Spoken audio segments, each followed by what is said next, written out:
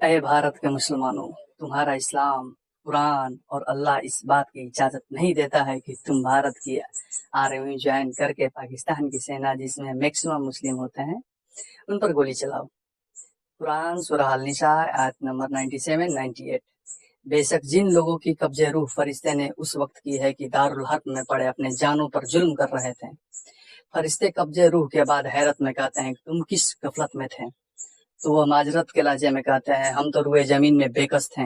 تو فرشتے کہتے ہیں خدا کی زمین میں اتنی سی گنجائش نہ تھی کہ تم ہجرت کر کے چلے جاتے؟ بس ایسے لوگوں کا ٹھکانہ جہنم ہے اور وہ برا ٹھکانہ ہے۔ 98۔ مگر جو مرد اور عورت اور بچے اس قدر بے بس ہیں کہ نہ تو دارالحرب سے نکلنے کی کوئی تدبیر کر سکتے، ان کی رہائی کی کوئی راہ دکھائی دیتی ہے۔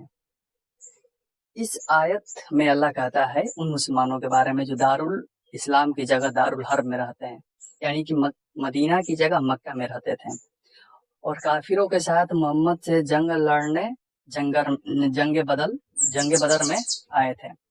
محمد کی سینا کے تیر تلوار سے مارے جاتے تھے، اور مرنے کے بعد فرشتہ سوال کرتا ہے کہ جب اللہ کی زمین مدینہ تھی تو مکہ میں کیوں رہ رہے تھے؟ تم اتنے کمزور تھے کہ ہجرت نہیں کر سکتے؟ نہیں کی اور مارے گئے تو تم جہنم میں جاؤ گے۔ اگر کوئی بھارت کا مسلم بھارت کی سینا میں جاتا ہے اور پاکستان کی سینا سے گولی کھا کر مر جاتا ہے تو ہماری نظر میں شہید ہے، عزت دیتے ہیں، لیکن اسلام کی نظر میں وہ جہنم میں جائے گا، کیونکہ وہ کافر دیش کی طرف سے مسلم دیش پاکستان سے جنگ لڑا۔ میرا سوال اب ان مسلموں سے ہے، تمہارا اسلام تمہارے شہید ہونے پر کے بعد عزت نہیں کرتا، جہنمی بولتا ہے، تم کو اس بات کا برا نہیں لگتا ہے تو اسلام چھوڑو، ورنہ سینا میں بھرتی نہ ہو، دوگلاپن نہیں چلے گا۔